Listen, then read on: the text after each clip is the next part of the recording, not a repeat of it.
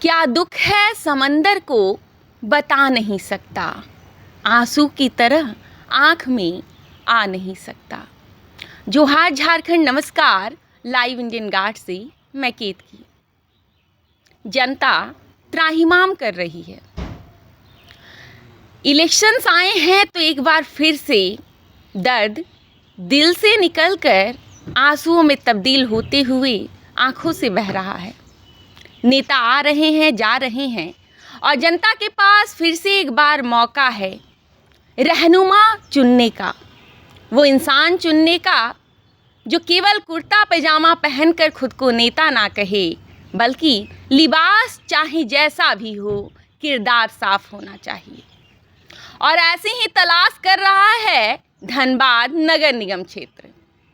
ऐसे में जब मेयर पद के लिए 29 प्रत्याशी सामने हैं तो इस बार जनता भी थोड़ी कन्फ्यूजन में है। किसको वोट करना है, इस बार थोड़ा सा ठोक बजा के चेक करके जनता अपना वोट करने वाली है। इन सभी मामलों पर आज बात करने के लिए हमारे साथ है पूनम जी। बतौर मेयर प्रत्याशी इस बार मिर्ची का जलवा आप देख रहे होंगे। अब मिर्ची जिनका सिंबल है वो है संजीव कुमार जी और भाजपा ने उन्हें सपोर्ट किया हुआ है। धनबाद में समस्याएं कही हैं और समस्याओं का सल्यूशन भी बहुत सारा हो सकता है, लेकिन उन सारे सल्यूशंस पर विचार करने के लिए एक मेयर तो चाहिए, काम करने के लिए एक मेयर तो चाहिए। और ऐसे में संजीव कुमार जी भी एक ऑप्शन बनकर उभरे हैं। पूनम जी, उनकी धर्मपत्नी हमारे साथ हैं। आइए आज बात होगी इन सब पर, धनबाद पर, चुनाव पर और जनता की समस्या पर। नमस्कार मैडम। नमस्ते। कैसी हैं आप? बस ठीक हूँ। जब इलेक्शंस चल रहे हैं तो घर में जो माहौल है कितना बदला है? घर का माहौल तो बदला है, सब रूटीन में आ गया। टाइम से उठना और टाइम से सोना नहीं। कितने बज जाते हैं लगभग सोने में? 1:30-2 बजे तक संजीव आते हैं। अच्छा। हाँ, कभी जल्दी भी आ जाते हैं, लेकिन ज़्यादा टाइम तो 1:30-2 बजे आते हैं। और फिर उसके बाद ही फिर सुबह हम लोग 5 बजे उठ ही जाते हैं। मतलब 2.5-3 घंटे केवल सो पा रही है। उठने की रूटीन तो ठीक हो गई, अच्छी हो गई, पर सोने वाली अच्छी नहीं है। और खाना पीना मैम सब कुछ तो इधर उधर हो गया होगा? नहीं, ऐसा नहीं है। ब्रेकफास्ट अच्छे से, नाश्ता तो अच्छे से हो जाता है और फिर मैं तो बीच में कभी आ जाती हूँ लंच टाइम, लेकिन संजीव का नहीं होता है। बस वो नाश्ता ही करके जाते हैं घर से। उनका लंच डिनर कहाँ होता है पता नहीं। मतलब 2-3 घंटे का समय जो है वही जो मिल पाता है घर में, बाकी अभी सब बाहर ही। सब बाहर ही। मैम, चुनाव में उतरना और बतौर मेयर प्रत्याशी खड़ा होना, ये डिसीजन जो है कब लिया गया और कैसे, मतलब ये चुना गया कि नहीं अब राजनीति में आना है और खुले तौर पर आना है? देखिए, राजनीति में इंटरेस्ट तो मुझे लगता है मैं जब से मिली हूँ तब से है और इनका खानदानी है। मतलब जी, मेरे ससुर जी, मेरे पापा, इन लोग सब राजनीति में भाजपा से ही थे। अच्छा। और सब आरएसएस के स्वयंसेवक समझिए, अपना सब लोग हैं। लेकिन राजनीति में इंटरेस्ट भी बहुत था, मन करता था इनका हमेशा, जब कोई काम नहीं हो रहा है या कहीं कुछ हो रहा है तो हम लोग राजनीति में आएंगे तो ये करेंगे वो करेंगे, यदि हमको मौका मिला हाँ तो ये करेंगे वो करेंगे, यहाँ काम होना चाहिए वहाँ होना चाहिए, ऐसी सोच तो हमेशा से रही है जी।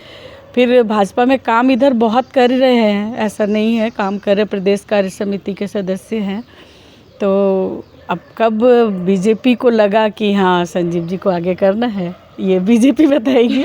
लेकिन सब कुछ बहुत जल्दी से हुआ कि हाँ आपको मेयर का चुनाव लड़ना है और संजीव जैसे बिन मांगी मुराद मिल जाए वो वाली बात होगी। मतलब ये भगवान की प्लानिंग रही। हाँ, भगवान की प्लानिंग रही और बीजेपी को लगा कि ये कार्यकर्ता आगे जा सकता है। तो जी हाँ।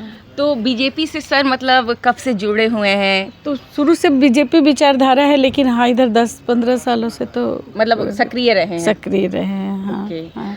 और चुनाव के टाइम तो ऐसे भी सक्रिय होते थे, चाहे कोई भी पार्टी से खड़ा हो रहा है। जी जी। आस्था है, बीजेपी में आस्था है। ओके तो कुर्सी पे कोई भी हो ये उनके है। ओके, मतलब बीजेपी के लिए एकदम हाँ पूरा बस बीजेपी के लिए, बीजेपी के ही लिए बस। बीजेपी के ही लिए कोई और ऑप्शन नहीं। नहीं, ऐसा कभी नहीं होगा जी। कि हमको यहाँ मौका नहीं मिल रहा तो हम कहीं और चले जाए, ऐसा कभी हो भी नहीं सकते। मतलब सबसे ऊपर पार्टी है।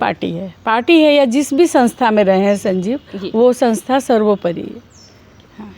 मैम, धनबाद में मेयर की आवश्यकता है और ये आप धनबाद में रहती हैं तो खुद भी समझती होंगी कि कितनी सारी समस्याएं हैं और आप लगातार जनसंपर्क भी कर रही हैं। जब आप लोगों से मिल रही हैं या अलग अलग जा रही हैं, गलियों में जा रही हैं, वहाँ क्या क्या समस्याएं मैम आपको दिख रही हैं? समस्याएं हैं कुछ लोग जिनको नहीं पता है कि मैं कौन हूँ, वो पूरा सुना रहे हैं 5-6 साल 10 साल का पूरा गुस्सा, उनका गुबार निकलता है। कौन अग्रवाल? जी जी जी जी। किसी अग्रवाल को हम लोग वोट नहीं दे रहे, किसी को हम लोग वोट नहीं दे रहे हैं जी। फिर लोग बता रहे हैं कि ये नए हैं, हाँ आप एक मौका इनको दे सकते हैं। साथ चलने वाले लोग बताते हैं तो लगता है कि कितना गुस्सा लोगों में है, कितनी नफ़रत है, काम नहीं हुआ। खुद हम लोग देख रहे हैं कि जहाँ कॉलोनी है वहाँ भी, आप यहीं पीछे कॉलोनी में देखिए, इतनी गंदगी है, इतनी बदबू है, कैसे वहाँ के लोग रहते हैं पता नहीं। हम लोग मतलब आधे घंटे में लगने लगा कि नहीं करना है यहाँ चुनाव प्रचार। नालियाँ भरी हुई हैं एकदम, बहुत गंदगी, मतलब रहना मुश्किल है, बहुत मुश्किल है। पता नहीं लोग कैसे जी रहे हैं वहाँ और कैसे नहीं। तो गंदगी तो है। अभी ऐसे मेरा तो कभी काम पड़ा ही नहीं था। जी जी। थोड़ा हम लोग मतलब उतना नहीं निकलते हैं कि हर तरफ जा रहे हैं। अभी जब संपर्क में निकल रहे हैं तो समस्या तो दिख रही है। रोड भी अच्छी नहीं है, मान लो मेन रोड अच्छी है बिल्कुल, लेकिन कॉलोनी में तो रोड, हम लोग को लगता था हमारा ही कॉलोनी ऐसा है, लेकिन ये बहुत अच्छी कॉलोनी है बाकी कॉलोनी के अलावा। देख के लगता है कि पता नहीं काम हुआ भी है 10 साल में कुछ कि नहीं हुआ है, ऐसा समझ आ रहा है। मैम, बहुत जगह पे आज तक धनबाद जो है या झारखंड बनने के बाद, पहले तो बिहार में था, पानी की समस्या भी है। लोगों को एक लोटा पानी तक नहीं मिल रहा है और औरतें जो है 5-10 किलोमीटर से आ रही हैं पानी लेकर। आपको भी ऐसे लोग मतलब मिले ऐसे कुछ? हाँ, बहुत लोग। हम तो खुद पानी की समस्या झेल चुके हैं यहाँ धनबाद आने के बाद। मेरे को पता भी नहीं था कि पानी इस तरह से कमी होती होगी। जी जी जी। लेकिन तब से अब तक में कुछ फ़र्क तो आया है, लेकिन फिर भी पानी की कमी है। लोग बोलते हैं कि पानी लाना पड़ता है दूर से, या पानी की कमी तो है। मैम, अलग अलग इलाके हैं जहाँ आप गई होंगी, कौन कौन से इलाके हैं जहाँ पर आपको लगा कि नहीं इनकी तकलीफ़ जो है अब बहुत ज़्यादा? हरी जगह है, देखिए हरी जगह। सोसाइटी अपार्टमेंट की बात छोड़ दूँ तो जहाँ भी कॉलोनी बस्ती जहाँ भी गए हरी जगह प्रॉब्लम है। वो कोई ढांगी मोड़ है गांव, वहाँ गई थी, लेकिन वहाँ पे ठीक है, प्रॉब्लम तो है वहाँ भी, लेकिन लोग डुल्लू महतो का बहुत नाम ले रहे थे लोग कि उनके आने के बाद यहाँ पे हम लोग का सब कुछ देख रेख वही लोग करते। डुल्लूदा जैसा नारा लग रहा था वहाँ पे। हाँ, तो आपने बात की सांसद महोदय की, तो लगातार वो प्रचार कर रहे हैं संजीव जी के लिए और सभाएं कर रहे हैं, तो आपकी भी अगर बात हुई होगी शायद उनसे, हो सकता है। नहीं, मेरी कभी भी बात नहीं हुई उनसे। लेकिन आपने देखा होगा उनका जो प्रचार कर रहे हैं। मैं देख रही हूँ, मैं फॉलो तो कर रही हूँ। कैसा लग रहा है? क्योंकि सांसद जी साथ ही साथ विधायक जी, विधायक राज सिन्हा जी लगातार घरों में जा रहे हैं। हाँ, थोड़ा प्राउड हो रहा है कि जरूर संजीव में कुछ तो ऐसी बात है कि लोग साथ इस तरह चल पड़े। जैसे हम लोग घर के हैं ना तो कम आंकते थे, कहाँ राजनीति में जाओगे, इतनी गंदगी है, ये है वो है। लेकिन अभी अब लग रहा है कि नहीं, शायद ये डिसीजन ठीक था। मैम, वैसे तो खाना जब बनता है तो मिर्ची का छौंका लगता है। इस बार पूरे कोयलांचल में मिर्ची का तड़का लगा हुआ है। जब सिंबल मिला कि मिर्ची छाप जो है वो मिलता है सिंबल, क्या आपकी प्रतिक्रिया क्या थी? हम लोग बहुत हंस रहे थे, बोले चलो मिर्ची के बिना तो कुछ हो ही नहीं सकते जी, कोई भी किचन अधूरा है मिर्ची के बिना। और दूसरी बात है कि नज़र भी नहीं लगेगी। तो इस बार मतलब धनबाद जो है उसको सुरक्षित कर लेना, नजर दोस्त कम से कम। हाँ, बस इतनी मिर्ची हो गई ना कि धनबाद की नज़र भी उतर गई। बिल्कुल। मैम, जो जहाँ रहते हैं, कोई भी इंसान जहाँ रहता है चाहता है कि वो शहर जो है सुंदर हो, स्मार्ट सिटी हो, ऐसी बातें भी होती हैं। मेयर का काम जो है शहर को सुंदर बनाना होता है। कैसी सुंदरता आपको लगता है कि असली मायने में जो है वो शहर की सुंदरता कही जा सकती है? क्या केवल बिल्डिंग्स बनाना या जो अन्य ज़रूरतें हैं, या क्या पैरामीटर्स हैं आपके लिए जो एक ब्यूटीफुल या स्मार्ट सिटी की होनी चाहिए? सबसे पहले तो स्मार्ट सिटी का मतलब कि गंदगी नहीं होनी चाहिए जी साफ़ सफाई स्वच्छता बहुत ज़रूरी है। जी बीमारियां नहीं हो, हॉस्पिटल अच्छे हो, स्कूल अच्छे हो, कॉलेज अच्छे हो, बिल्डिंग बाद का पार्ट है। मैम जैसे आप बोल रही हैं साफ़ सफाई ज़रूरी है, तो बतौर मेयर अगर जनता चुनती है संजीव जी को, तो क्या क्या चीज़ें रहेंगी जो वो करेंगे अगले 5 साल के टेन्योर में? क्या ऐसा होगा जो वो शायद नहीं कर पाएंगे? ओके वो सब कुछ करेंगे क्योंकि वो एकदम से सच्चे और ईमानदार है। जी वो गवर्नमेंट का आया हुआ कोई भी फंड जी उसकी एक एक पाई समाज में लगेगी, इसकी गारंटी तो मैं ले सकती हूँ क्योंकि वो मतलब ड्राई ऑनेस्ट इंसान है। अच्छा। तो ये गारंटी तो है, वो सब काम तो करेंगे। मैम सोसाइटी में एक फ़लसफ़ा है कि नेता ईमानदार नहीं होते हैं और जिसे गद्दी मिलती है वो राजगद्दी की तरह समझ लेता है किसी भी पोस्ट को। मतलब जन सेवक की जगह जो है वो राजा बन जाया करते हैं। ऐसे में ये संजीव जी इस भ्रांति को तोड़ पाएंगे? मेरी सोच भी यही थी कि बोलिए अभी भी है जी। और मैं बीच बीच में जब मौका मिलता है उसको टोकती रहती हूँ, तुम तो नेता नहीं बन जाओगे ना। तो अगले 5 साल तो वो नेता नहीं बन पाएंगे, ये मेरे को पता है। और जब आगे जैसे ही बनना शुरू होएंगे तो फिर फैमिली इसीलिए होती है। अच्छा, मतलब पहले जनता जो है फैमिली में ही है। हाँ एकदम एकदम, नेता तो नहीं बनने देंगे। मेरा कहने का मतलब उस तरह से नहीं बनने देंगे कि आप खाओ पियो ऐस करो, वो तो नहीं होगा, कभी भी नहीं होगा। ओके, कभी भी नहीं होगा। घर परिवार मैम, बच्चे जो हैं उनकी क्या प्रतिक्रिया रही और कितने बच्चे हैं मैम? 2 बच्चे हैं, एक बेटा है और एक बेटी को तो आप देख ही रही हैं। जी।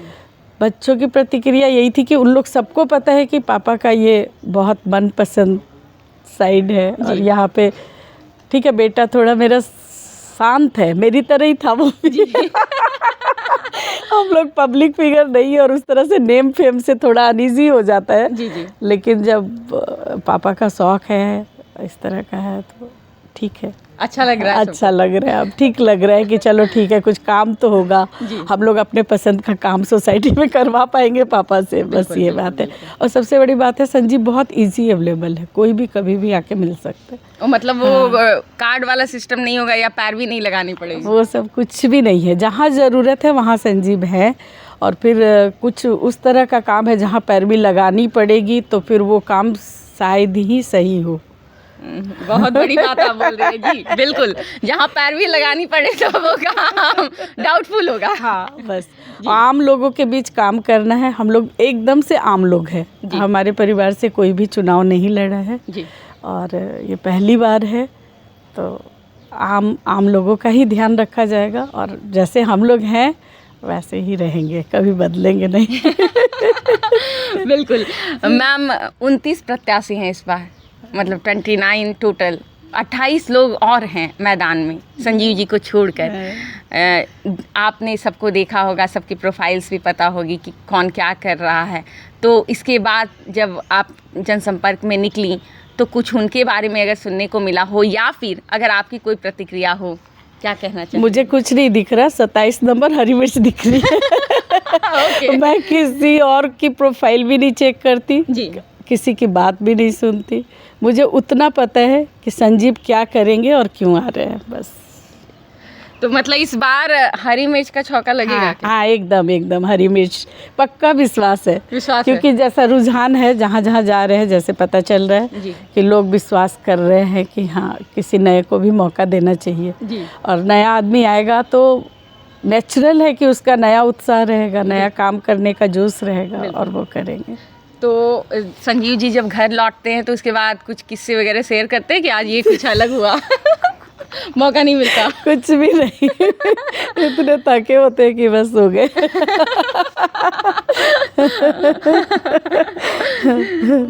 थैंक यू मैम हमें वक्त देने के लिए। Thank you.